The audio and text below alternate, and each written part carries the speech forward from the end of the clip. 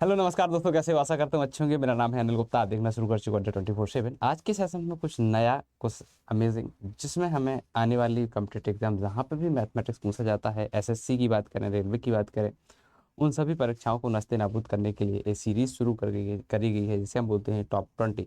Top 20 series में हम लोग ऐसे 20 क्वेश्चन लेके आते हैं जिसमें कहीं ना कहीं प्रीवियस ईयर में पूछे गए हैं, जो आपके आने वाले अपकमिंग एग्जाम के लिए बहुत ज़्यादा इंपॉर्टेंट है। तो वो सभी चीज़ें हम डिस्कस करने वाले हैं। तो सेशन में लिटरली बहुत मज़ा आने वाला है। एंड ऑफ द सेशन आपको भी फील होगा कि आपने कुछ नया सीखा है। तो हर एक क्वेश्चन में कुछ नया सीखने और सिखाने का प्रयास रहेगा। चलिए सेशन को शुरू करते हैं। सबसे पहले आप बता दीजिए कि आप किस एग्ज़ाम की तैयारी कर रहे हैं। और तो चलिए सेशन को स्टार्ट करते हैं, बहुत मज़ा आएगा। तो किसी ने क्या खूब कहा है कि कोशिश हमेशा आखिरी सांस तक करनी चाहिए। मतलब जब आप अपने प्रिपरेशन में आते हैं तो प्रिपरेशन में ऐसा नहीं होता है कि आप एक दिन पढ़ाई कर लें उसके बाद से आपका प्रॉपर सभी चीज़ें हो जाएं कंप्लीट, करेक्ट। तो आपको कंटिन्यूअसली मेहनत करनी पड़ेगी, ठीक है। जो भी स्टूडेंट कंटिन्यूसली मेहनत किए हैं उन्होंने हमेशा सफलता उनको डेफिनेटली मिली है। तो इसीलिए कहा जाता है कि कोशिश हमेशा आखिरी सांस तक करनी चाहिए। या तो आपको लक्ष्य हासिल हो जाएगा या अनुभव। अनुभव से बहुत सारी चीज़ें लोग सीख जाते हैं कि एग्ज़ाम में जैसे आप प्रैक्टिस करते हैं, जब भी किसी भी एग्ज़ाम में बैठते हैं तो प्रैक्टिस करते हैं तो आपको बहुत सारी चीज़ें देखने को मिलती है। एक तो टाइम मैनेजमेंट आप देख पाते हो, क्वेश्चन को समझने सोचने की अप्रोच आपकी चेंज हो जाती है। इसीलिए कहा जाता है कि मैथमेटिक्स या किसी भी अदर सेगमेंट में एग्ज़ाम की बात करते हैं तो आपको प्रैक्टिस बहुत ज़्यादा ज़रूरी है। तो सबसे पहले पहले प्रश्न के साथ से शुरुआत करते हैं।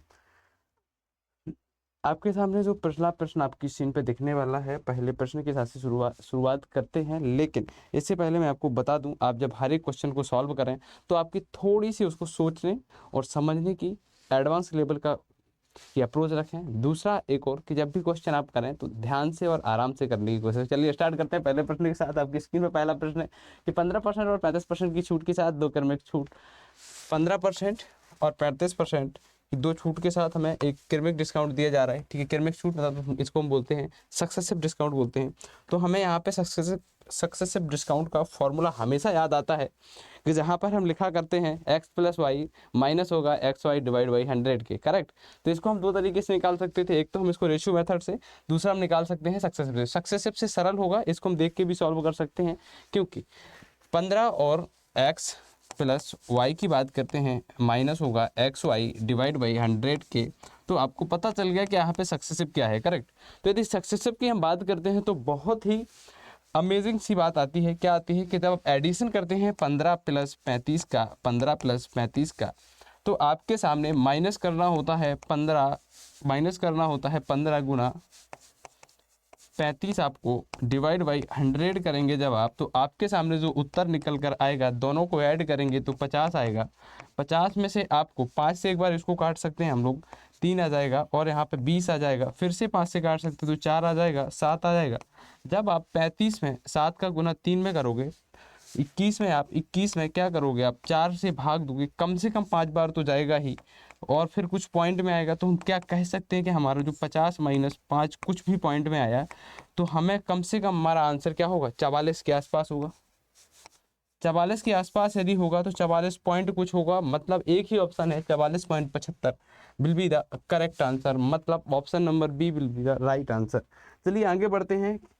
आपको हर एक क्वेश्चन को ऐसे सोचना पड़ेगा कि कहाँ पे कौन सी अप्रोच लगानी है। देखो यहाँ पे हमें देखने से लग रहा था कि हम इसमें रेशियो मेथड लगा सकते हैं, लेकिन रेशियो मेथड जब आप लगाओगे थोड़ा सा क्वेश्चन लेंदी हो जाएगा इसके वजह से, क्योंकि आपको पहले फ्रैक्शन तोड़नी पड़ेगी।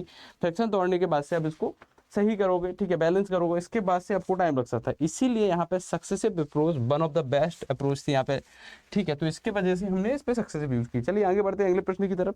क्या प्रश्न आपको करने में मजा आया? ऐसे ही अगला प्रश्न हम करेंगे। देखो एक से उन्होंने पूछा है 1 से 15 तक की कुछ संख्या दी गई है, 1 2 3 डॉट डॉट डॉट 15 तक की संख्याएं दी गई हैं, ठीक है।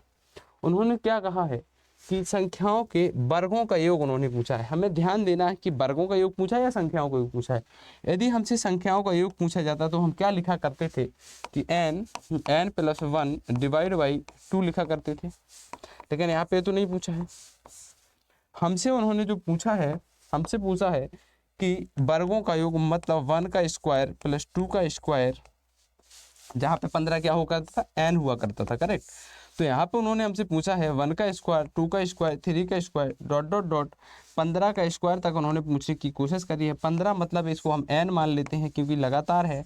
तो हमें एक फॉर्मूला यहाँ पे याद आता है स्क्वायर के लिए कि n प्लस 1 होगा 2n प्लस 1 के, 2n प्लस 1 के डिवाइड बाई कितना होगा, डिवाइड बाई 6 होगा।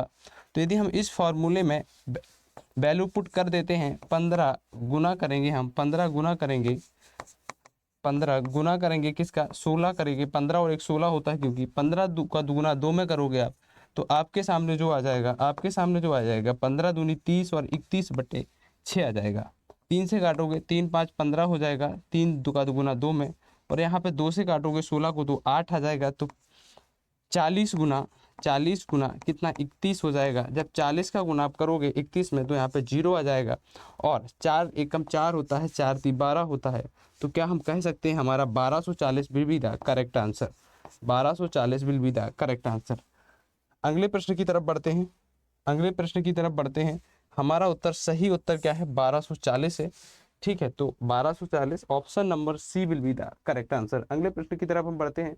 अगला प्रश्न हमारी स्क्रीन पे है जो बता रहा है कि हमें यहाँ पे ध्यान देना होगा, डिविजिबिलिटी रूल की याद आती है। डिविजिबिलिटी रूल हमें पता है कि हम कैसे काम करते हैं। डिविजिबिलिटी रूल में जब भी हम किसी भी प्रश्न को हल करने की कोशिश करते हैं तो हमें 1 से लेकर 11 तक के कम से कम डिविजिबिलिटी याद होनी चाहिए। ठीक है, 1 से लेकर 11 तक की डिविजिबिलिटी याद होनी चाहिए, लेकिन हमें 2 की डिविजिबिलिटी पता है, लास्ट का डिजिट यदि डिवाइड हो तो 2 की डिविजिबिलिटी, 3 की डिविजिबिलिटी यदि अंकों का योग डिवाइड हो जाता है 3 से तो हम कह सकते हैं 3 की डिविजिबिलिटी। इसी प्रकार 4 से लास्ट के 2 अंक, 5 से 5 अंकों के लास्ट में 0 हो या 5 हो। इसी प्रकार 6 में 3 और 2 की डिविजिबिलिटी। इसी क्रम में जब हमसे पूछी जाती है 72 की डिविजिबिलिटी, तब हम क्या बात करते हैं, तो इन्होंने पूछा है कि 72 से क्या संख्या डिवाइड है क्या। जो हमें नंबर दिया गया है, नंबर दिया गया है 96 P 32, फिर हमसे आगे दिया गया है 56, आगे दिया गया हमसे 8 और Q। उन्होंने पूछा है कि आपको निकालना है जो √ऑफ P² + Q² + 8 का मान आपको निकालना है। तो यहाँ पे यदि हम बात करें तो हमें थोड़ा सा ध्यान से और आराम से करने की ज़रूरत है, क्योंकि जब हम 72 को 2 भागों में तोड़ेंगे, 72 में हम 8 और 9 लिख सकते हैं क्या। जब भी आपसे ऐसी कंबाइंड डिविजिबिलिटी पूछे तो आपको तोड़िए सरल अंकों में। ठीक है, हमने इसको क्या किया कि 8 और 9 में तोड़ लिया। तो 8 की डिविजिबिलिटी क्या कहती है कि लास्ट के कितने डिजिट, 3 डिजिट यदि 8 से डिवाइड होते हैं, यदि 8 से डिवाइड होते हैं तो हमारा क्या नंबर डिवाइड हो जाएगा। ठीक है, लास्ट के 3 डिजिट पे ध्यान देते हैं, 6 8 Q है। यहाँ पे हमें ऐसा कौन सा मान रखना पड़ेगा कि जो 6 8 और Q किससे डिवाइड हो जाए, 3 से डिवाइड हो जाए। तो चलिए इसको रखते देखते हैं एक बार क्या होता है। जैसे हम यहाँ पे सोचते हैं, देखो 8 का हम भाग देंगे, 8 ठीक हम 8 हो जाएगा। ठीक है, 8 का गुना 8 बार करोगे तो 64 अर्थात तो 64 आ जाएगा। कितना बचेगा, 4 बचेगा। 4 के साथ आप ऐसी कौन सी वैल्यू रख सकते हैं जिससे कि 8 से डिवाइड हो, या तो आप 0 रखेंगे तो या 8 रखेंगे, लेकिन 8 रखेंगे तो पहले हम एक बार 8 रख के देखते हैं क्या हमारा उत्तर सही हो पाता है क्या। उन्होंने पूछा है क्या, जो पूछा है कि और 9 की डिविजिबिलिटी की क्या करते हैं, 9 की डिविजिबिलिटी हमें पता लगानी होती है तो हमें एक ही बात ध्यान रखनी होती है कि हमारा जो अंक है जो डिवाइड होगा, किससे डिवाइड होगा, अंकों का सम ऑफ नंबर। क्या सम ऑफ नंबर डिवाइड है क्या, किससे, 9 से डिवाइड है। तो देखिए 9 से 9 बिल्कुल डिवाइड होगा, 6 और 3 9 बनाता है तो डिवाइड होगा। और यहाँ पे हम बात करें 7 और यहाँ पे हम बात करेंगे 2, इससे उधार ले लेंगे, मतलब क्या हो जाएगा कि 4 बचेगा यहाँ पे, तो भी 9 से डिविजिबल हो जाएगा। और 8 और 4 12, 12 में 9 डिवाइड हो जाएगा, फिर हमारे पास 3 बचेगा। ठीक है, तो 3 बचेगा तो हमारे पास हम ऐसी 2 बचेगा, 2, ठीक है 2 बचेगा यहाँ पे।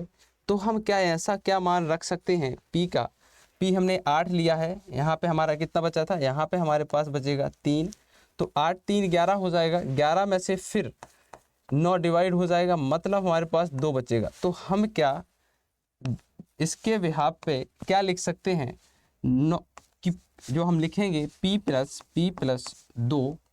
2 ऐसा कौन सा मान होगा जो क्या करेगा, जो 9 से डिवाइड हो जाए, तो p को यदि हम 7 रखते हैं, सामने सामने दिख रहा है, यदि p को 7 रखते हैं तो क्या बन जाएगा, 7 और 2 9 हो जाएगा, और 9 9 से डिवाइड हो जाएगा। इसका मतलब हमें रखना ही पड़ेगा, p के स्थान पे हमें रखना पड़ेगा कितना, p के स्थान पे हमें रखना पड़ेगा 7। 7 का स्क्वायर 49 होता है।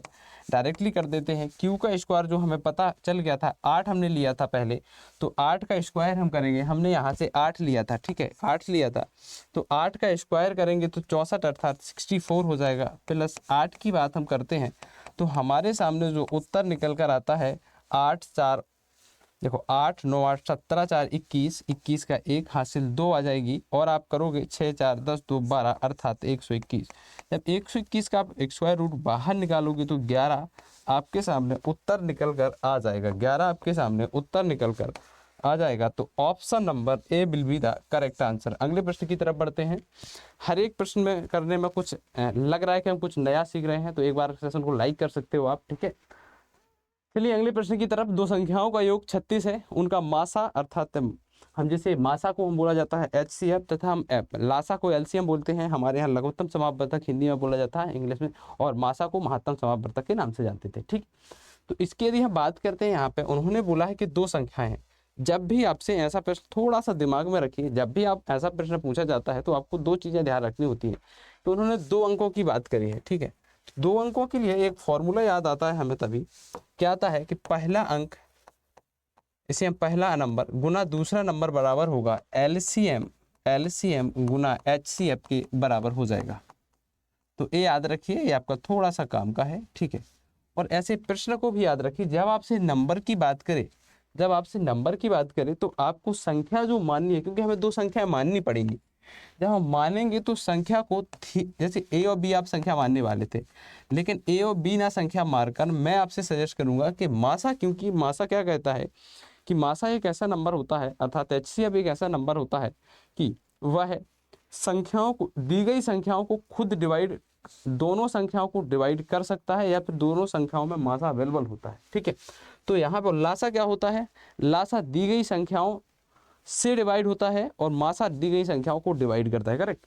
तो यहाँ पे 3A होता है, 3B होता है, ठीक है। 2 संख्याएं मैंने ये मान ली हैं। अब उन्होंने हमसे क्या बोला है आगे, उन्होंने बोला है कि दोनों संख्याओं का योग 36 है। तो यदि मैं 3A प्लस 3B लिखता हूँ, प्लस 3B आपके सामने प्रस्तुत करता हूँ, तो आपको पता चल गया कि 36 है, ऊपर लिखा हुआ है क्लियरली।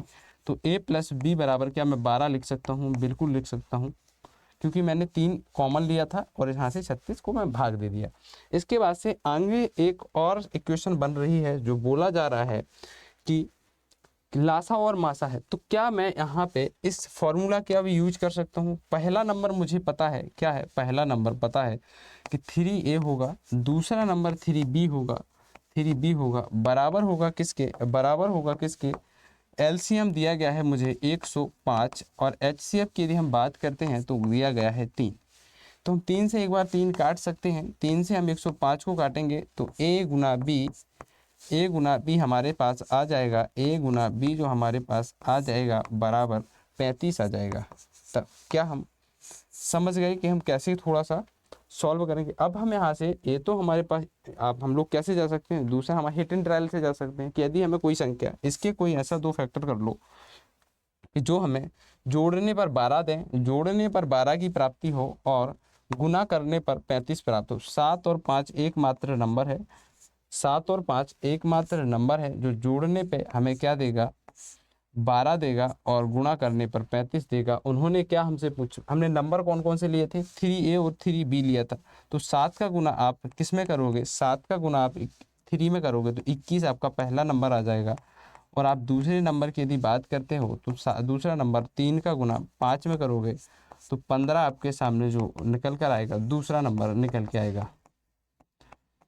अभी आपको थोड़ा सा क्लियर हुआ होगा कि हमें नंबर्स के साथ कैसे प्ले करना है, ठीक है। साथ में आपने जाना होगा कि LCM HCF का जो फार्मूला क्या है, अब हम आगे थोड़ा सा देखते हैं। उन्होंने हमसे बोला है कि उनके व्युत्क्रम हमें निकालने हैं। तो अब व्युत्क्रम क्या होता है? व्युत्क्रम को हम कुछ नहीं बोलते हैं, व्युत्क्रम सरल है, रेसिप्रोकल बोला जाता है। जैसे आपके पास x एक संख्या है, उसका यदि 1/x लिख देते हो, यही व्युत्क्रम होता है। ज़्यादा दिमाग लगाने की ज़रूरत नहीं है, इतने में ही हम समझ जाएंगे। उन्होंने क्या बोला है कि आपको दोनों संख्याओं का व्युत्क्रम का योग निकालना है। तो यदि हम दोनों संख्याओं का, पहली संख्या हमारे पास कितनी थी? पहली संख्या हमारे पास 21 थी, दूसरी संख्या हमारे पास कितनी है? 15 है।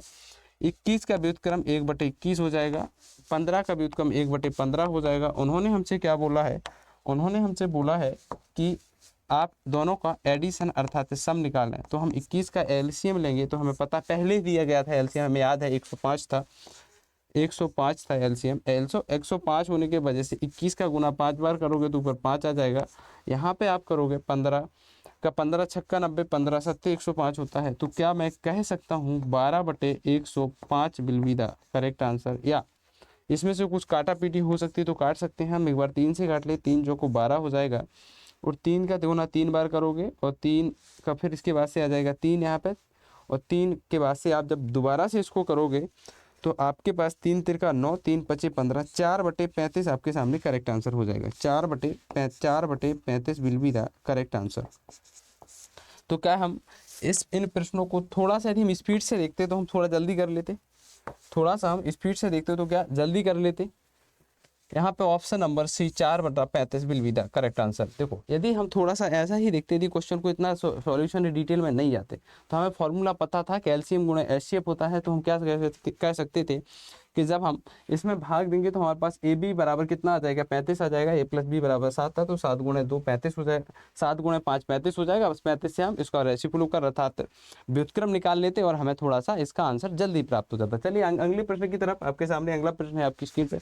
ए और बी का रेशो जो दिया गया है 3:2 दिया गया है। तो A5A+2B रेशो बताइए 3A+5B का। ऐसे प्रश्न में हमको जस्ट हम वैल्यू पुटिंग करनी होती है। तो देखो हमारे पास 2 ऑप्शन थे। पहला ऑप्शन कि जस्ट हम इसको इसमें मार रख देते, यदि हम ऑप्शन मैच कर जाता तो बिल्कुल उत्तर लगा लेते, या फिर नहीं तो हम दोनों को सॉल्व करेंगे। एक बार क्या करेंगे, 5 ए की जगह कितना लिखेंगे? हम ए की जगह लिखेंगे 3, बी की जगह लिखेंगे 2। तो यदि हम ऐसा करते हैं तो 5 का गुना आप 2 में करो, 5 का गुना 3 में करोगे तो 15 हो जाएगा। ठीक है, जब आप क्या करोगे, जोड़ोगे, किससे जोड़ोगे? जब 2 का गुणा आप 2 में करोगे, क्योंकि बी की जगह यदि मैं 2 पुट कर देता हूँ तो 2 का गुना 2 4 हो जाएगा, डिवाइड बाई 3 का गुणा आप 3 में करोगे तो 9 हो जाएगा। आप जैसे ही 4 का गुणा 2 में करोगे तो आपके पास 8 आ जाएगा। तो क्या हम कह सकते थे 19/9 8 17 हमारा बिल्कुल सही उत्तर होगा। 9 8 17 हमारा बिल्कुल सही उत्तर होगा। ठीक है, तो हम option number A will be the correct answer. चलिए आगे बढ़ते हैं। ठीक है, चलिए आगे बढ़ते हैं अगले प्रश्न की तरफ। अगला प्रश्न आपकी स्क्रीन पे है। क्या मजा आ रहा है कि आपको प्रश्न को करने में? तो एक बार इस प्रश्न को आप देखो और मुझे बताओ कि इसका उत्तर करेक्ट क्या है। ठीक है, चलिए इस प्रश्न को थोड़ा सा ध्यान से और आराम से करेंगे। इसलिए करेंगे क्योंकि इस प्रश्न में आपको हो सकता है या तो आप बहुत डिटेल में जाएं, या फिर आप इस प्रश्न को कैसे करें। देखो उन्होंने क्या बोला है कि एक बक्से में, कोई एक बक्सा दिया गया है। ठीक है, एक बक्से में कितने? 1 रुपए के सिक्के, 50 पैसे के सिक्के, और उन्होंने बोला है कि जो क्वाइन है, क्वाइन क्या है? क्वाइन है जो आपके पास, जो सिक्के हैं, जो आपके पास सिक्के हैं वो कितने हैं? 1 रुपए, 50 पैसे और 20 पैसे के सिक्के आपके सामने उपलब्ध हैं। ठीक है, 1 रुपए, 50 पैसे और 20 पैसे के सिक्के आपके सामने उपलब्ध हैं। उन्होंने आगे बोला है कि कुल सिक्के क्या हैं? कुल क्वाइन है, जो कुल क्वाइन है आपके पास, जो क्वाइन है कितने हैं? 1 रुपए, 50 पैसे, 20 पैसे के। उन तीनों की कीमत कितनी है? 13 है, 11 है और 7 है।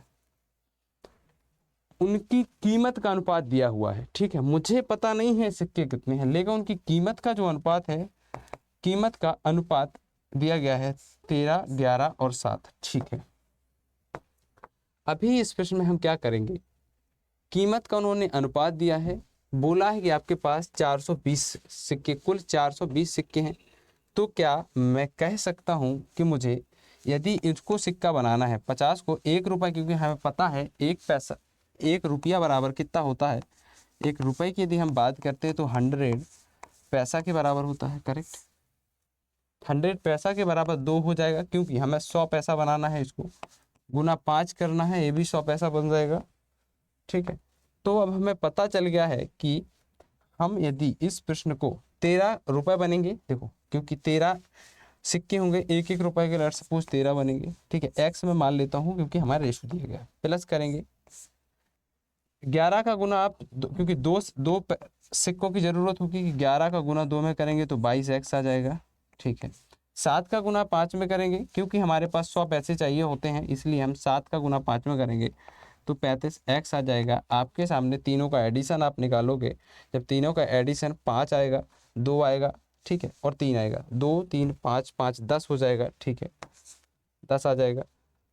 एक बार इसको देखेंगे हम, 3 और 2 5 और 6 और 1 7, 70x आ जाएगा हमारा ऐड। जब ऐड करेंगे तो 70x बराबर किसके होगा, 420 के बराबर होगा, ठीक है। तो 7 छंगा 42, 0 से 0 काट देंगे, 1 बराबर 6 आ जाएगा। उन्होंने हमसे क्या पूछा है, 20 पैसों के सिक्कों की बात करी है, तो ऐसे 35x की मतलब मान क्या पूछा है, 35x की वैल्यू पूछी है। जब हम 35x में क्या करेंगे, 35 गुना 6 करेंगे हम, तो हमारे सामने आंसर निकल कर आ जाएगा। मतलब 6 पंचे आप 30 करना एक बार, 6 पंचे 30 करना आपका एक बार, 3 आपका बचेगा, 6 3 18 में 3 जोड़ोगे तो आपके सामने 210 will be the correct answer हो जाएगा। 210 will be the correct answer हो जाएगा, ठीक है। 210 will be the correct answer हो जाएगा, ठीक है। Option number C will be the correct answer, ठीक है।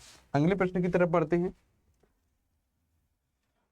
कि हर एक प्रश्न को सोचने समझने की अप्रोच आपको थोड़ी सी डिफरेंट, थोड़ा सा आइडिया लग रहा है कि जब हम एग्जाम में बैठे होते हैं तो हमें प्रश्न को कैसे डील करना होता है, ठीक है। ये जो भी मैं प्रोसेस बता रहा हूँ, मोस्ट ऑफ द एस्पायरेंट इसी तरह का प्रोसेस फॉलो करते हैं, तभी वो कम समय में ज़्यादा प्रश्न हल कर पाते हैं। तो अगला प्रश्न आपकी स्क्रीन पे आपको बताना है, ABC साझेदार हैं, 5:3:6 के अनुपात में लाभ साझा करते हैं।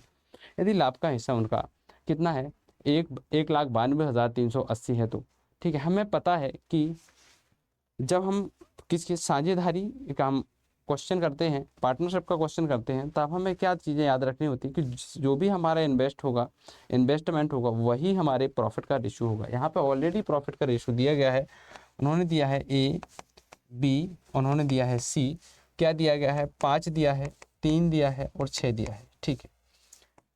अब हमसे उन्होंने जो पूछा है, उन्होंने दिया हुआ है क्या, A का लाभ परसेंट, प्रॉफिट परसेंट पहले, प्रॉफिट का रेशो पहले दिया जा चुका है। अब उन्होंने जस्ट हमसे 5 का मान दे दिया है पहले ही, उन्होंने दिया है 1,92,000 कितना 380 दिया हुआ है, 380 दिया गया है। 5 से एक बार काटेंगे इसको, देखो 5 का 5 3 15 हो जाएगा, 5 3 15 हो जाएगा, ठीक है, 5 3 15 हो जाएगा। आपके सामने यहाँ पे 4 आ जाएगा, 4 2 4 8 5 8 20 हो जाएगा, फिर 2 3 बचेगा, 5 चौको 20 हो जाएगा। फिर आपके पास, फिर इसके पास से यहाँ पे जो जो भी बचेगा, आप 23 होता, 23 से 3 और 8 बचेगा, 3 और 8 से आप क्या करोगे, 7 आ जाएगा क्योंकि 5 7 35 होता है।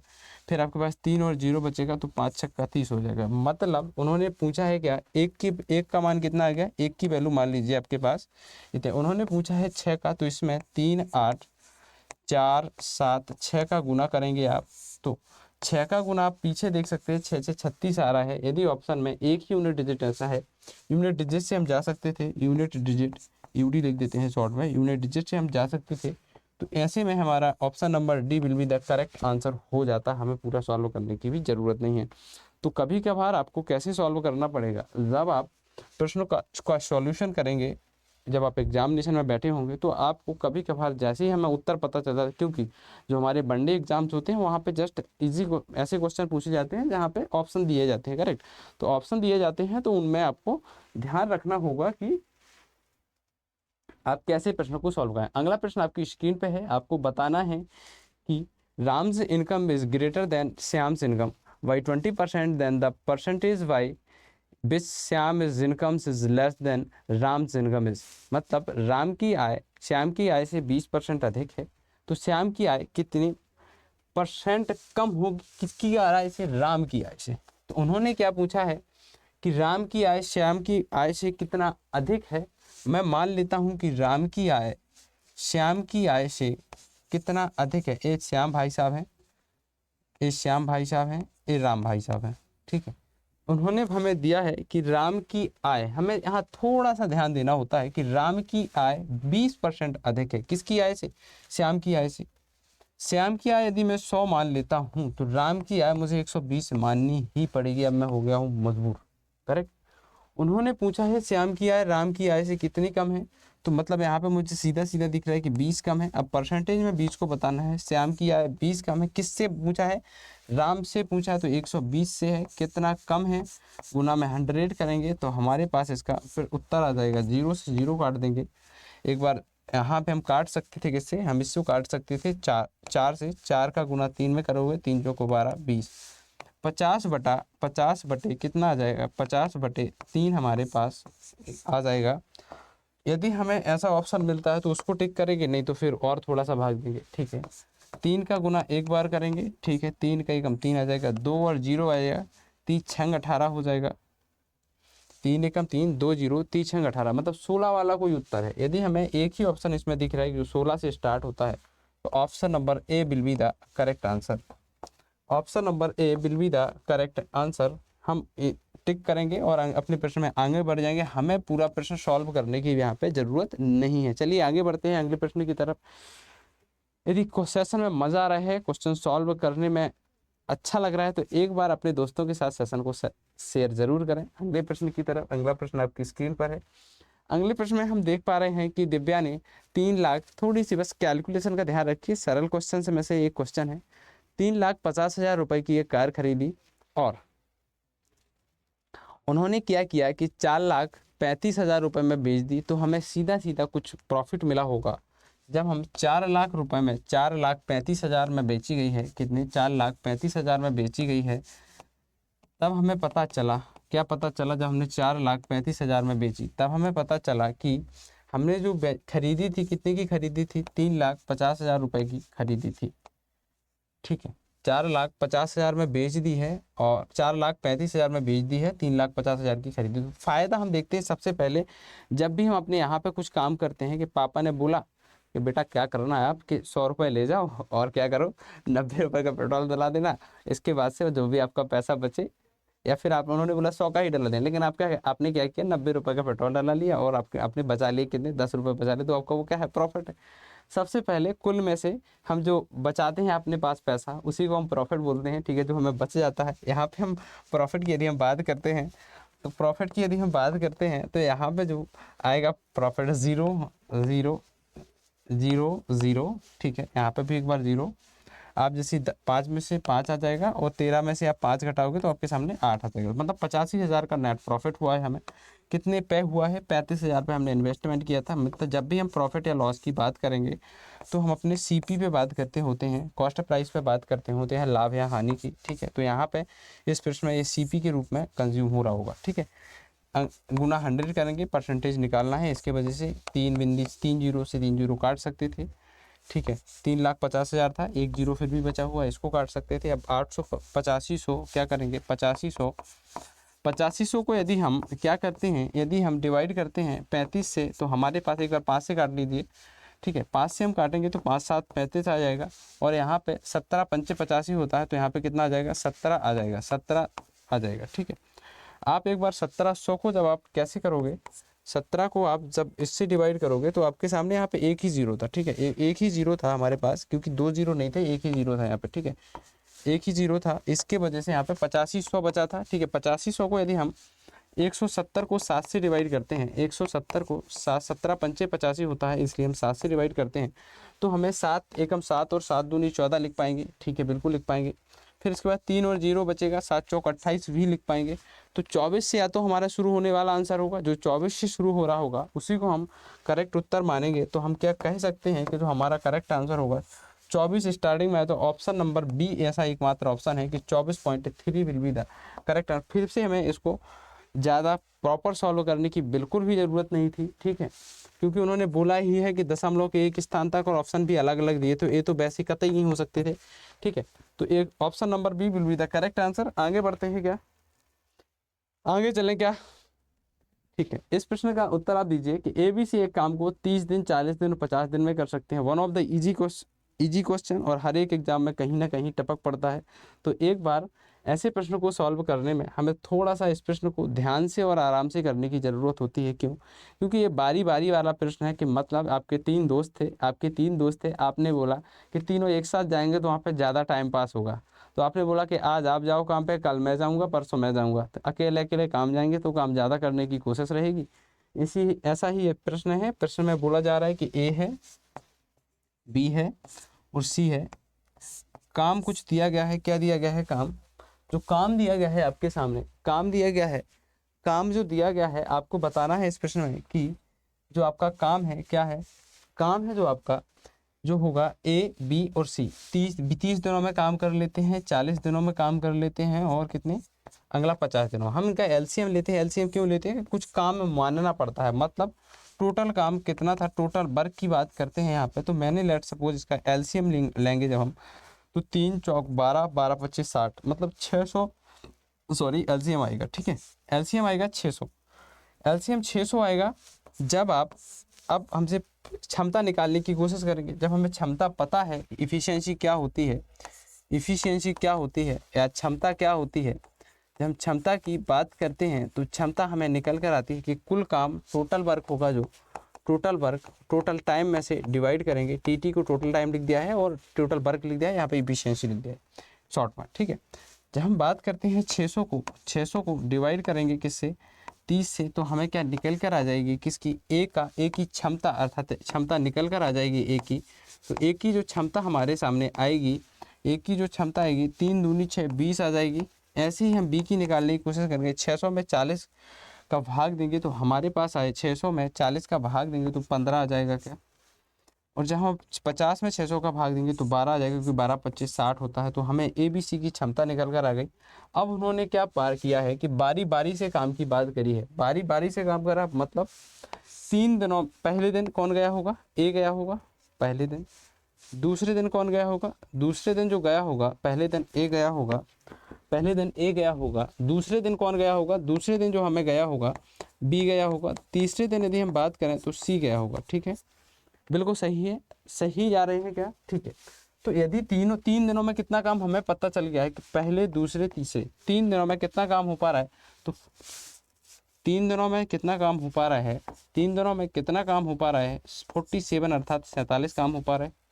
तो यदि हम बात करते हैं 3 दिनों में 47 काम हो रहा है, तो हमें कितना काम करना है, 600 काम करना, तो 600 के आसपास जाना पड़ेगा। तो या तो हम 47 लिखें, या फिर एक बार 10 बार गुणा कर लेते हैं, 470 आएगा। 11 बार करेंगे तो हमारे पास निकल के कितना आ जाएगा, यदि हम 11 बार करते हैं तो 7।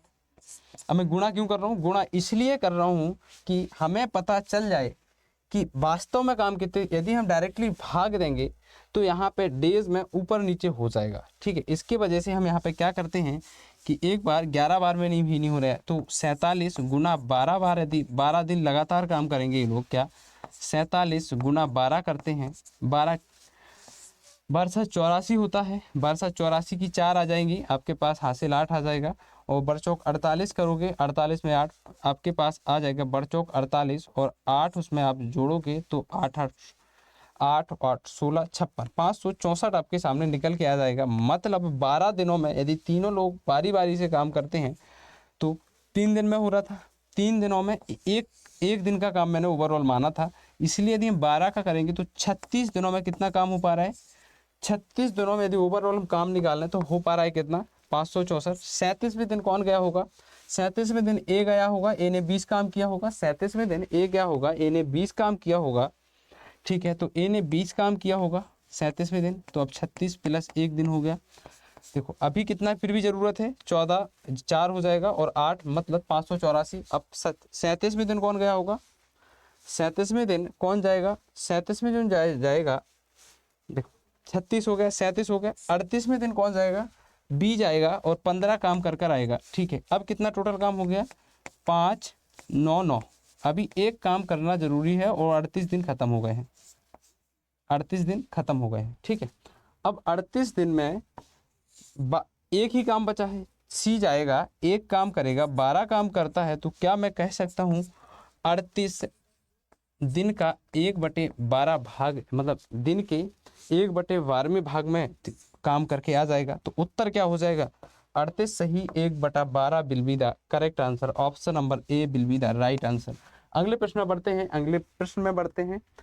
आपको इन प्रश्नों को थोड़ा सा इसी तरीके से सॉल्व करना पड़ेगा, इतना ज़्यादा आपको लिखने की ज़रूरत नहीं थी। जो यहाँ पे एक्स्ट्रा चीज़ें लिखी हुई हैं आप इसको हटा सकते थे, आपको यदि कॉन्सेप्ट पता होता तो इसको भी रिमूव कर सकते थे। यहाँ पे कोई आप जस्ट 600 लिखते, बस 20 15 12 लिखते, एडिशन करते, बस एक बार 10 से 2 ले 10 को आपको ऐसे ही पता चल जाता कि 10 दिनों यदि काम करते हैं तो 470 होगा।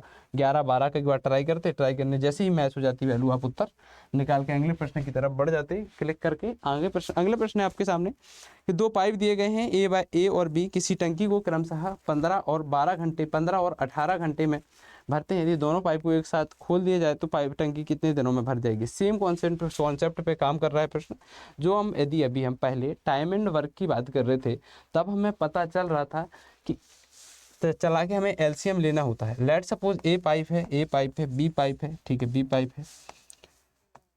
ए पाइप की यदि हम बात करते हैं तो ए पाइप की यदि हम बात कर लेते हैं सरलता से तो हमारे पास क्या दिया गया है 15 बी 18। एलसीएम हम दोनों का लेंगे तो हमारे पास जो आएगा 18 का गुना 5 में करोगे 90 एलसीएम आएगा। नहीं तो आप अपने पुराने तरीके से एलसीएम ऐसे निकाल सकते हो, ठीक है, 15 और 18 से, ठीक है।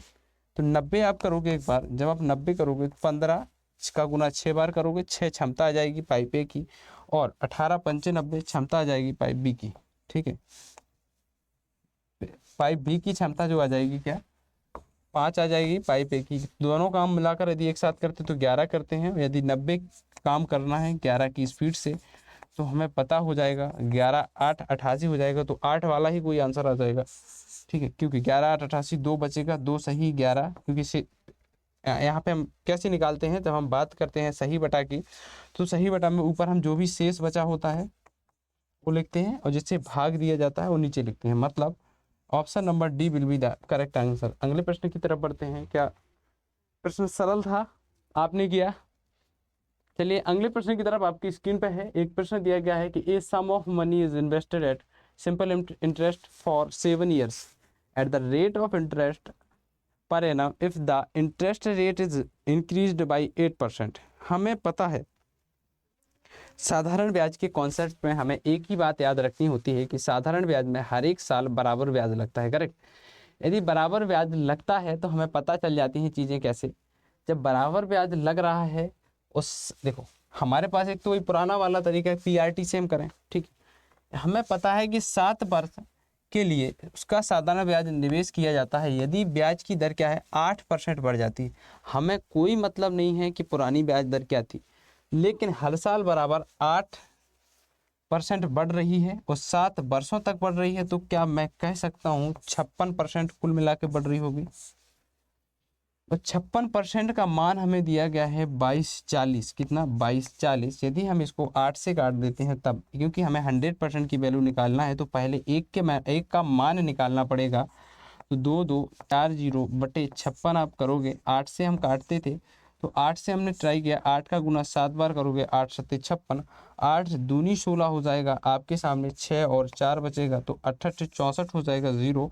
7 का आप 28 से काटोगे, 7 चौक 28 आ जाएगा, मतलब 40 आ जाएगा क्या एक की वैल्यू। यदि हमें 100% की वैल्यू निकालनी है, क्योंकि हम जब भी सिंपल इंटरेस्ट के कॉन्सेप्ट पे ध्यान देते हैं तो हमें ध्यान देना होता है कि हमारा जो भी मूलधन होगा वो 100% होगा। तो यहाँ पे 100% का मान निकालना था हमें। यदि हम 100% की बात करते तो हमारे पास 4000 कितना 4000 will be the correct answer होता। अगले प्रश्न की तरफ बढ़ते हैं। Option number B will be the correct answer हो जाएगा। अगले प्रश्न की तरफ बढ़ते हैं।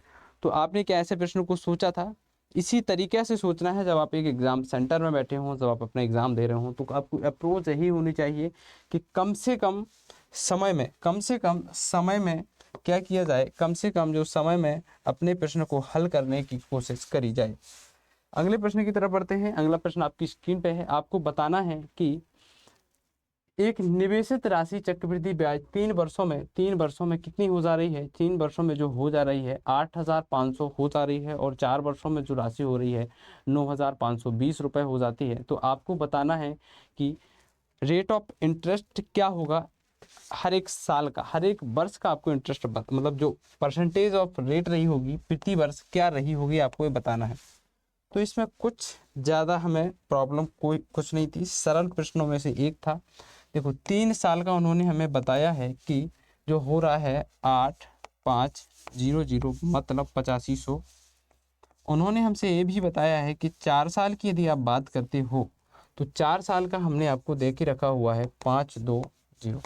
यदि हम लॉजिकली थोड़ा सा सोचें तब उन्होंने क्या बोला है कि निवेशित राशि चक्रवृद्धि ब्याज पर 3 वर्ष, कितना 3 वर्ष और में 8500 और 4 वर्षों में इतनी हो जाती। मतलब राशि कुछ भी हो, लेकिन जो हमसे बोला गया है कि ब्याज 1 साल में हमें 8500 पे जो ब्याज मिल रहा है, क्योंकि जब हम सीआई की बात करते तो हर साल बराबर ब्याज ना मिल के जो भी करंट ईयर, जैसे मान लो हम बात करें आपसे चक्रवृद्धि ब्याज में, आपको मैंने 1000 रुपये उधार दिए तो पहली 10% ब्याज दर रखी, तो पहली ये साल कितना होगा कि 1000 का 10% आप निकालोगे तो 100 आ जाएगा। 1000 का 10% निकालोगे तो 100 आ जाएगा। तो अगली साल, पहले साल की बात हो गई खत्म, 100 ब्याज आ गया। दूसरी साल 1000 रुपये मैंने आपको लेट सपोज उधार दिए थे, ठीक है। तो अगली साल दूसरे वर्ष जब आप बात करोगे तो मुझसे इसका ब्याज तो लोगी हो और इसका भी ब्याज लोगे, मतलब ब्याज जो चल रहा होगा वो 1100 रुपये पे चल रहा होगा, करेक्ट। तो ऐसे हमें इसमें प्रश्न भी सोचने की ज़रूरत थी। थोड़ा सा आपको आइडिया लग गया होगा मैं कैसे बात कर रहा हूँ कि मुझे कुछ पता नहीं है, लेकिन यहाँ पे हमें क्या करना है, जब हम घटाएंगे कितना ब्याज मिल रहा है, 0 से 0 2 बचेगा, 5 से 5 0 आ जाएगा और 9 में से 8 घटाओगे 1। मतलब क्या कह सकता हूँ कि 8500 रुपये पे 1 साल में मुझे 1020 रुपये ब्याज मिला। 8500 रुपये पे 1020 रुपये मुझे जो ब्याज मिला तो मेरा यही रेट ऑफ इंटरेस्ट रहा होगा। ये 8500 के लिए मतलब 8500 के लिए हमारा जो भी परसेंटेज ऑफ रेट रहा होगा वो सेम रहा होगा। तो एक बार इसको काटा पीटी करते हैं, ठीक है। 17 से काटते हैं, 17 25 85 होता है, 17 छक्का 2 102 होता है 0, और हमारे पास 5 से काटते हैं तो 12 आ जाएगा, 12 सही उत्तर आ जाएगा। इसी के साथ हम कह सकते हैं 12% हमारा रेट ऑफ इंटरेस्ट रहा होगा उस ज़माने में, जिस ज़माने में हमने राशि दी हुई होगी उधार किसी भी अपने दोस्त को। तो मतलब option number C will be the correct answer. अगले प्रश्न की तरफ बढ़ते हैं। क्या आपको कोई डाउट है इस क्वेश्चन में? एक बार कमेंट करके मुझे बताएं कि आपको इस प्रश्न में यदि कोई डाउट हो तो हम अभी क्लियर कर लेते हैं। तब तक अगले प्रश्न में बढ़ते हैं, तब तक आप मुझे बताइए यदि डाउट होता है तो। अगले प्रश्न में हमने देखा कि सतीश किसी यात्रा के 1/3 45 किलोमीटर पर आवर की चाल से तथा जो करता है और शेष दूरी, देखो कुछ दूरी उन्होंने क्या करी, दूरी का 1/3 अर्थात 1/3 कैसे किया, 90 किलोमीटर प्रति घंटा की रफ्तार से, तथा उन्होंने जो शेष दूरी तय करी वो शेष दूरी तय करी 90 किलोमीटर प्रति घंटा के हिसाब से। यदि पूरी यात्रा में उन्हें 10 घंटे का समय लगा तो हमें बताना था कि कुल दूरी कितनी थी। तो अब देखो लेट सपोज मैं यहाँ पे ज़्यादा कोई प्रॉब्लम वाला काम नहीं करके हम इजी वे में थोड़ा सा सोचने की कोशिश, हमें कुछ पता नहीं, हमें मतलब कॉन्सेप्ट एक ही पता है कि जब हम निकालते हैं कि डिस्टेंस बराबर हम निकालते हैं क्या, स्पीड कितने की स्पीड जा रहे थे, कितने टाइम तक जा रहे थे, ये हमें पता है बस, इसके अलावा कुछ पता नहीं है।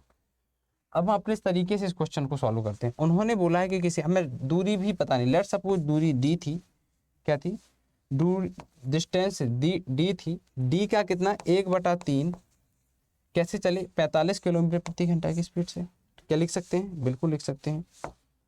और जो उन्होंने दिया है इसमें कुछ टाइम लगा था, ठीक है, इसको अभी हमें पता चल गया है। दूसरा उन्होंने दिया क्या कि जो बची हुई दूरी है कितनी बची हुई, यदि हम 1 में से 1/3 घटा देते हैं तो 2/3 दूरी कैसे चली होगी, 2/3 दूरी जो चली होगी कैसे चली होगी, वो डिस्टेंस का 2/3 कैसे चली, 90 की स्पीड से चली होगी, करेक्ट। बराबर कितना है, 10 घंटे का टाइम लगा है। क्या हम ऐसे सोच सकते हैं इस प्रश्न को?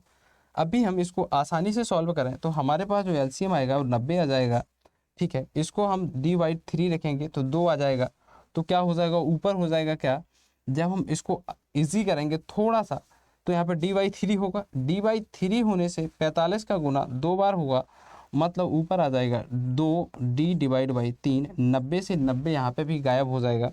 इसके वजह से मुझे यहाँ पे ज़्यादा कोई प्रॉब्लम नहीं होगी क्योंकि 2/3 है, 90 से 90 2/3 यहाँ पे भी हो जाएगा, ठीक है, 2/3 यहाँ पे हो जाएगा।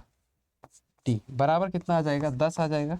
ठीक है, एक बार इसको हम 900 लिख सकते हैं क्या? देखो 3 से 3 आप काटोगे, 3 से 3 एक बार कट सकता है, यहाँ पे कोई ज़्यादा प्रॉब्लम नहीं है। यहाँ पे कितना आ जाएगा 900 आ जाएगा, क्योंकि इसका गुना यहाँ पे हो जाएगा। जब इसका आप एलसीएम लोगे तो 3 आएगा बटे में, यहाँ पे 3 आ जाएगा, 3 आ जाएगा आपके पास बटे में। 3 के बाद से आप यहाँ पे बात करोगे 2 और 2 4 डी के आसपास कम से कम आ जाएगा, 4 डी के आसपास आ जाएगा। क्योंकि हमें यहाँ से पता चला कि जब हम गुना करेंगे एक बार यहाँ से जब हम गुना करेंगे तो डी 1/3 था। ठीक है, यहाँ पे 3 हो जाता, यहाँ पे भी 3 हो जाता। ठीक है, कोई प्रॉब्लम नहीं है। ठीक है, तो यहाँ से जब हम सॉल्व करेंगे इसको, यहाँ पे 9 गुणा हम 100 लिख लेते हैं तो 25 आ जाएगा यहाँ पे। ठीक है, तो 25 आ जाएगा, तो डी बराबर जो आ जाएगा हमारा, डिस्टेंस बराबर आ सकता था, डिस्टेंस बराबर हमारे पास 25 आएगा। ठीक है, ऊपर कुछ नहीं बचा हुआ है, नीचे 3 बचा हुआ है। ठीक है, और यहाँ पे जो बचा हुआ था 9 बचा हुआ था। ठीक है, 25 थी, 25 गुणा 75, एक सेकेंड कहाँ पे गड़बड़ी करी है, एक सेकेंड। यहाँ से दोबारा से थोड़ा सा इसको ध्यान से देखते हैं। उन्होंने क्या बोला है कि 1/3 दूरी 45 की स्पीड से चल रहा है। ठीक है, कुछ भी टाइम लगा होगा, लेकिन 45/d टाइम लगा होगा। एक बार मैं यहाँ से दोबारा से इस क्वेश्चन को यहाँ से सॉल्व करता हूँ, एक सेकेंड। उन्होंने क्या बोला है कि 45 किलोमीटर कैसे चला होगा। लेट सपोज मैंने डिस्टेंस डी मान ली, मुझे नहीं पता है कि क्या था, लेकिन हमने देखा कि 45 की स्पीड से चल रहे होंगे, तो 45/3 d/3 45 की स्पीड से चली होगी। ठीक है, यहाँ से हम क्या लिख सकते थे, d/15 45 गुणा 90 135 लिख सकते थे क्या? ठीक है, और जो दूसरी दूरी उन्होंने बोला है, दूसरी दूरी जो बोला गया है हमसे कि 2/3 दूरी जो बचा होगा 1/3 से, कितने की स्पीड से, 90 की स्पीड से चली जा रही होगी। 90 की स्पीड से यदि 2/3 दूरी हम चलेंगे तो हमारे पास, इसको हम यहाँ से निकाल के ऊपर लिख सकते थे, मतलब 90 2 बटा कितना, देखो 3 गुणा 90 होगा। यहाँ से d गुना में था तो d 2 से काट देंगे 45 आ जाएगा। तो यहाँ पे भी क्या, d बराबर कितना हो जाएगा, तो d बराबर यहाँ पे हो जाएगा कितना हो जाएगा, d बराबर यहाँ पे भी 135 हो जाएगा। ठीक है, तो d/135 प्लस d/135 करेंगे, यदि हम 135 करने का प्रयास करेंगे, यदि हमारे पास 900 दिया गया है, यहाँ पे 10 दिया गया है, सॉरी 10 दिया गया है, 10 दिया गया है, तो यदि हम इनका एलसीएम लेते हैं तो 2d आ जाएगा। ठीक है, यहाँ पे कितना आ जाएगा, 135 गुना आ जाएगा किसके, यहाँ पे 10, टोटल टाइम 10 दिया गया था। ठीक है, तो यदि हम इसको सॉल्व करते हैं, इसको सॉल्व यदि हम करते हैं तो 5 हो जाएगा, तो 5 हो जाएगा। यहाँ पे फिर से वही सेम प्रॉब्लम। ठीक है, उन्होंने पूछा है कि 90 किलोमीटर पर आवर चाल चलता है। ठीक है, चाल का यदि हम बात करें, शेष दूरी मतलब 2/3 दूरी डिस्टेंस कवर करता है। इस क्वेश्चन को थोड़ा सा बाद में देखते हैं, इसका ऑप्शन नंबर यहाँ पे तो नहीं पता चल रहा है, एक बार थोड़ा सा इसको बाद में देखते हैं। ठीक है, अगले प्रश्न की तरफ बढ़ते हैं इसी क्रम में। 9 पारियों के बाद से रमन एक ने से थोड़ा सा इसको खींचते हैं क्वेश्चन को, ताकि टाइम ज़्यादा ना लगे, टाइम क्योंकि पहले ही 47 मिनट के आसपास हो चुका है। तो 9 पारियों के बाद से रमन एक अपनी निश्चित औसत चाल थी। ठीक है, औसत क्या था, रमन का जो औसत था कैसा था, रमन का औसत था एक 9 पारियों के बाद से रमन का औसत कितना था, हमें पता नहीं है। लेट्स सपोज औसत x हम मान लेते हैं। यहाँ पे औसत हमने क्या माना, x माना। यहाँ पे हमें उन्होंने बोला है कि 10वीं पारी 10 पारियों में क्या करना है, 100 रन बनाता है। 10वीं पारी में 100 रन बनाता, कुल निकालते हैं, क्योंकि हमें पता है कि औसत बराबर होता है कि जो भी sum of observation divide by number of observation होता है। तो यहाँ पे 9 होता है प्लस यहाँ पे 100, मतलब ये क्या है, 10वीं पारी की बात करी जा रही है। In it sum of observation हो गया है, यहाँ पे नंबर ऑफ ऑब्जर्वेशन हो गया। उन्होंने क्या बोला है कि जिससे कि औसत में 8 की बढ़ोतरी हो जाती है, तो x + 8 हो जा रहा होगा क्या औसत। तो हम इसको जस्ट सॉल्व करेंगे एक बार, 80 आएगा। यहाँ पे देखो 10 का गुणा यहाँ पे करोगे तो 80 आएगा, प्लस में 8x आ जाएगा। ठीक है, यहाँ पे जब हम बात करेंगे तो 9x + 10 आ जाएगा। इसको इस साइड ले जाएंगे, इसको इस साइड ले जाएंगे, तो हमारे पास x बराबर आएगा कैसे, जब इसको डिफरेंस करोगे आप, तो आपके सामने जो निकल कर आएगा, यहाँ पे आपके पास x आएगा निकल के, आप 80 - 100 लेट सपोज आपने किया, और यहाँ पे माइनस था, तो x बराबर कितना हो जाएगा आपके पास, 20 आ जाएगा। तो 20 x बराबर 20 will be the correct answer. यदि ऑप्शन में मुझे कहीं 20 उत्तर दिखता है तो वही उत्तर को हम हल कर सॉल्यूशन करेंगे और अपने प्रश्न में आगे बढ़ जाएंगे। तो 20 को क्लिक करेंगे तो option number 3 will be the correct answer. अगले प्रश्न की तरफ बढ़ते हैं कि समीकरण दिया गया है। ऐसे प्रश्न में हमें एक ही चीज़ ध्यान देनी होती है कि जहाँ पे भी बार लगा है, जहाँ पे भी बार लगा है उसको पहले सॉल्व करें। ठीक है, आपने यहाँ पे सॉल्व किया, जैसे आपने सॉल्व किया तो आपके सामने कितना आएगा, पहले हम 25 दिया गया है, माइनस दिया गया है, 16 दिया गया है, माइनस दिया गया है, फिर इसके बाद से 14 दिया गया है, 14 के बाद से 18 दिया गया है, 18 के बाद से जो हमें दिया गया है माइनस, 18 के बाद से माइनस 8 दिया गया है, माइनस 18, 18 के बाद से 8 3 11 करेंगे। बस इसके बाद से हमने सॉल्व कर लिया, पहले इसी सॉल्व करना होता है। ठीक है, सॉल्व कर लिया। जब इसको करेंगे सॉल्व तो यहाँ पे हमारे पास 7 बचेगा। 7 में से 7 घटाओगे आपके पास कितना बचेगा, 7 में से आप 14 में से 7 घटाओगे तो यहाँ पे 7 बच जाएगा। जब 7 बच जाएगा, 7 बच जाएगा, इतने का सॉल्यूशन 7 आ गया। फिर हमने इससे घटाया तो इसका भी सॉल्यूशन 7 आएगा। तो 16 में से जब आप 7 घटाने का प्रयास करोगे तो आपके पास 9 आएगा। 25 में से आप 9 घटाने की कोशिश करोगे तब आपके पास आएगा 16 आ जाएगा। कितना आ जाएगा, 16 आ जाएगा। तो यदि ऑप्शन में हमें 16 मिल जाता है, 16 मिल जाता है यदि हमें ऑप्शन में, तो हम क्या आपके लिए टिक करके अपने प्रश्न को आगे बढ़ जाएंगे। तो option number B will be the correct answer. चलिए आगे बढ़ते हैं अगले प्रश्न पर। आपके सामने अगले प्रश्न है कि समकोण त्रिभुज की कर्ण को क्या है 37 है लंबाई और अन्य दो भुजाओं में से किसी एक भुजा की लंबाई उन्होंने 12 सेंटीमीटर दी हुई है। किसी एक भुजा की लंबाई कितनी सी 12 सेंटीमीटर दी हुई है। तो हमें क्या पता करना है, इसमें हमें एक ही चीज़ पता करना है, जो दो भुजाओं में से एक क्षेत्रफल निकालना था। तो हमें क्या पता, हम यहाँ पे एक समकोण त्रिभुज बनाने का प्रयास करते हैं। मैंने मान लिया कि समकोण त्रिभुज 90 डिग्री यहाँ पे है, ए माना, बी माना और सी माना। ठीक है, उन्होंने बोला कि सबसे बड़ी भुजा 37 है, उन्होंने इसको माना है 12 सेंटीमीटर है। लेट सपोज मैं मान लेता हूँ। तो हमें यहाँ पे एक ट्रिपलेट याद आता है, किसका, 12 35 37 का ट्रिपलेट आता है। तो हमें क्या इस प्रश्न को ज़्यादा टाइम देने की ज़रूरत थी। यदि हमें पता है एक भुजा 12 है तो दूसरी भुजा 35 हो जाएगी। पहली ही बात कही जा चुकी है कि समकोण त्रिभुज है। तो त्रिभुज का क्षेत्रफल पूछा था, तो एरिया ऑफ समकोण त्रिभुज 1/2 आधार गुणे ऊंचाई होता है। ऊंचाई मतलब कितनी, 12 दी गई है, मान लीजिए 35 दिया गया है, तब भी हमारे उत्तर में कोई फर्क नहीं पड़ता। और हम 12 का गुना 6 में करते तो 6 5 30 आ जाता। मतलब यहाँ पे 21 210 centimetre square will be the correct answer. Centimetre square क्यों, क्योंकि स्क्वायर निकाला है, सीएम इसके पास भी होगा, इसके पास होगा, सीएम आंसर है। तो हमें कुछ ट्रिपलेट याद रखने होते हैं। 1 5 12 13 का बहुत ही जाना पहचाना ट्रिपलेट है। ठीक है, एक और है 3 4 5 का ट्रिपलेट है, ये भी बहुत जाना पहचाना ट्रिपलेट है। इससे इन तीनों से ही मोस्ट ऑफ द क्वेश्चन बन जाते हैं। ठीक है, एक होता है 11 60 61 करके एक ट्रिपलेट होता है ना। तो याद रखिए। चलिए आगे बढ़ते हैं अगले प्रश्न में। क्या मजा आ रहा है क्या। ठीक है, अगला प्रश्न आपकी स्क्रीन पे है। त्रिभुज एबीसी में बीएसी एक समद्विभाजक है। समद्विभाजक का मतलब होता है जब किसी भी कोण में समद्विभाजक आता है तो उस कोण को दो बराबर भागों में डिवाइड कर दिया जाता है। तो बराबर भागों में डिवाइड कर दिया जाता है। तो आपके प्रश्न, आपको जस्ट आसानी से इस प्रश्न को सॉल्व करना था, ज़्यादा कोई प्रॉब्लम की इसमें बात नहीं। उन्होंने बोला है कि एबीसी एक त्रिभुज है, एबीसी एक त्रिभुज है, बीएसी कोण समद्विभाजक है, बीसी को डी पर काटता है। क्या है, बीसी पर डी पर काटता है। ठीक है, तो उन्होंने क्या बोला है कि ए बी बराबर कितना है, 15 है, ए बी बराबर 15 है और ए सी बराबर 20 है। तो जब हम कोण समद्विभाजक की बात करते हैं तो क्या होता है, ए बी बटे ए सी बराबर होगा, क्योंकि जब ए वाली भुजा का इन दोनों भुजाओं का वही रेशियो होगा जो इसका रेशियो और इसका रेशियो होगा। मतलब बी डी का रेशियो होगा जो वही डी सी का रेशियो होगा। उन्होंने हमसे पूछा क्या है, बी डी का रेशियो जो होगा वही डी सी का रेशियो होगा। ठीक है, उन्होंने हमसे पूछा ही यही है। तो हमें क्या 15 और 20 का रेशियो निकाल देंगे। 15 और 20 का जो भी 5 से काटेंगे, 5 3 15 हो जाएगा, 5 चौको 20 हो जाएगा।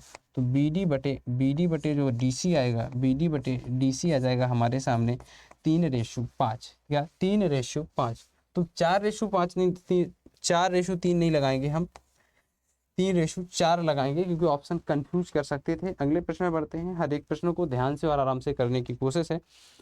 एक बेलन की त्रिज्या दी गई है और ऊंचाई का अनुपात दिया गया है 4:7।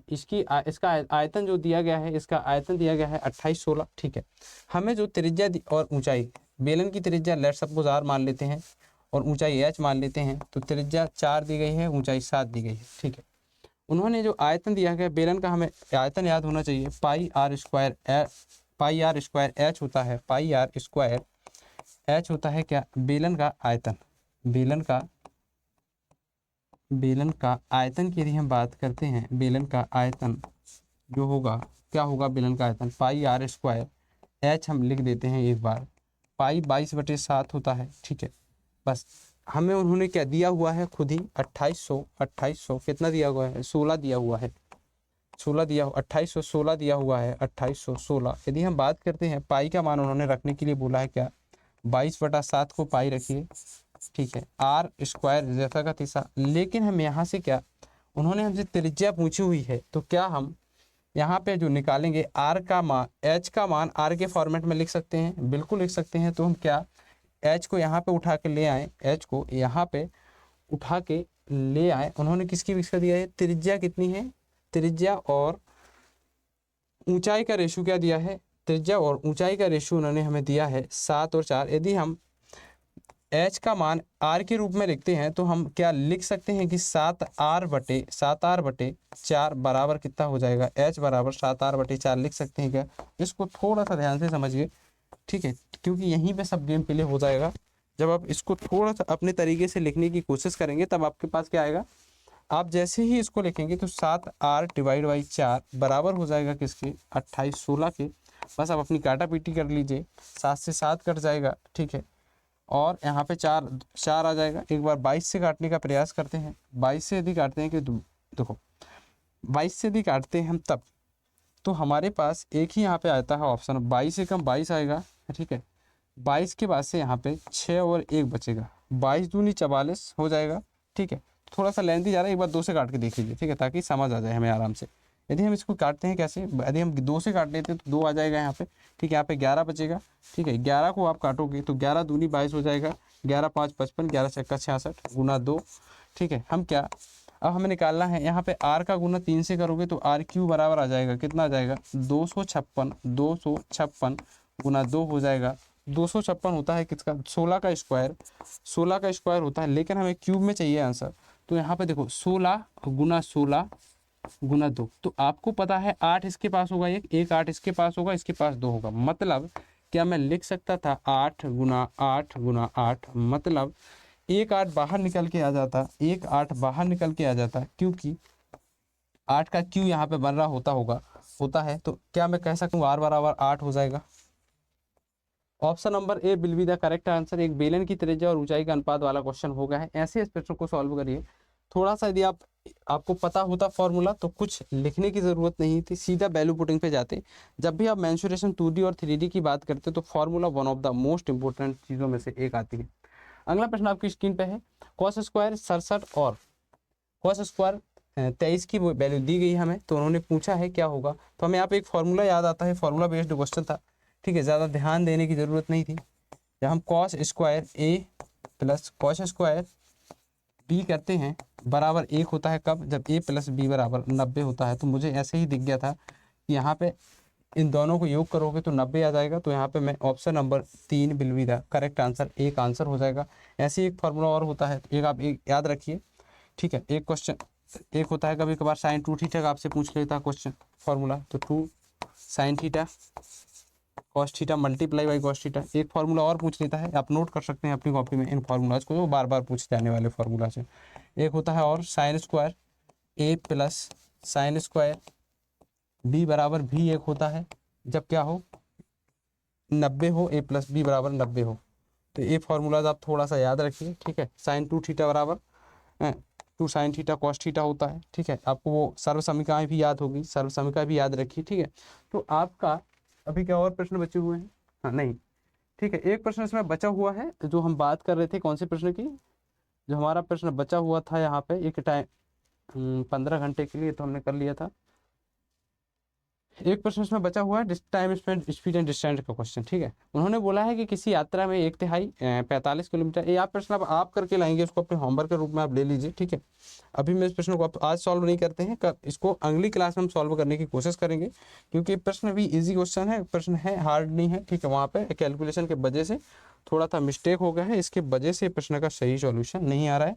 कैसे नहीं आ रहा है, देखो मैं आपको थोड़ा सा हिंट दे देता हूँ कि सतीश किसी यात्रा का 1/3 45 किलोमीटर पर आवर की चाल से जाता है। इसको मैं होमवर्क लेकर देता हूँ। ठीक है, मैं इसको हिंट दे देता हूँ, साथ में आपको होमवर्क में आपको इस प्रश्न को करके आना है। ठीक है, इसका आंसर आप क्लास खत्म होने के बाद से कमेंट बॉक्स ओपन हो जाएगा, तो आप वहाँ पे मुझे एक बार इसका उत्तर करके बताओगे, ठीक है। सतीश की किसी यात्रा, आप कुछ यात्रा मान लीजिए, ठीक है, आपने लेट्स सपोज मान लिया आपने, आप एक्स ही मान लीजिए यात्रा, ठीक है, एक्स मान लीजिए, एक्स का आप चलोगे 1/3, उसी तरीके से करना है, बस कैलकुलेशन थोड़ा सा ध्यान रखिए तो आपका सही आ जाएगा आंसर, ठीक है।